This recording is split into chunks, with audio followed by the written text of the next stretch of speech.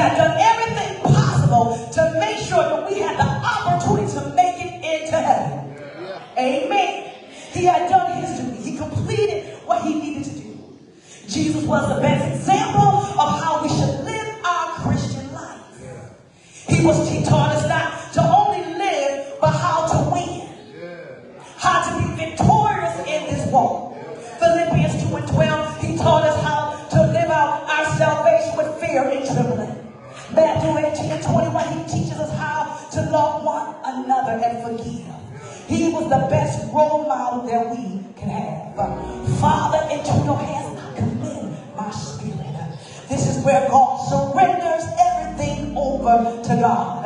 I remember a story, I remember a song we used to sing. All to Jesus, I surrender. I surrender. All to Jesus, I surrender. All to him I freely give. I will ever love and trust him in his presence daily live.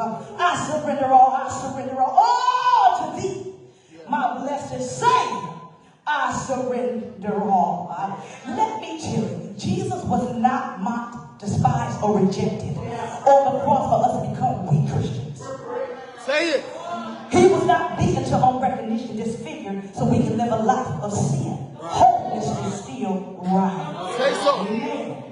Jesus did not allow the crown of thorns to be dug into his skull for us to come to church and not open our mouths. He did not take the 39 stripes on his back for us to die prematurely. Look at your neighbor and say, don't die. Don't die. Just surrender. Just surrender. He did not get nails in his hands and his feet for us to ignore him. He did not get pierced on both sides of his bodies for us not to surrender our lives or our trouble. I found out in my troubles that when you give it over to God, things start looking differently. I found out Jesus plus surrender equals victory. I found out Jesus plus surrender equals breakthrough. When you surrender everything over to God, it disrupts the plan of the devil. Yes. Listen, it disrupts him killing and stealing and destroying us. We got to learn to give it over to God. When we allow God to take over, things begin to move. Things begin to shake. Just surrender everything over to him.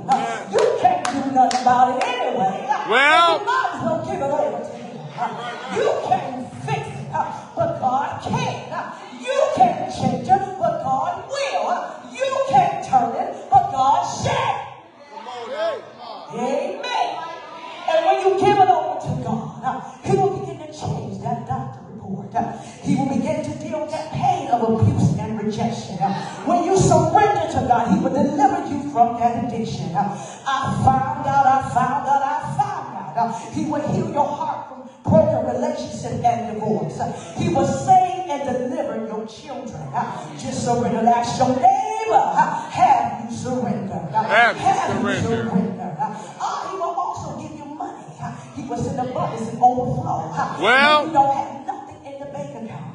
That's why it's so important to surrender. I'm getting ready to go to my seat. But I want to tell you, if God had not surrendered, where would you be? Oh, God didn't die on that cross.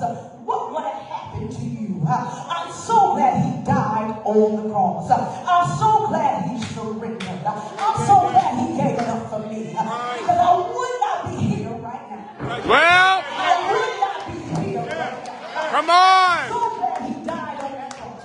Now let me tell you about it. He died on the cross on an afternoon on a Good Friday. He died on the cross. But I'm so glad he surrendered. Matthew 28:2. They thought they had him, y'all. When he died on the cross, the devil, the Romans, and some of the Jews thought they had him.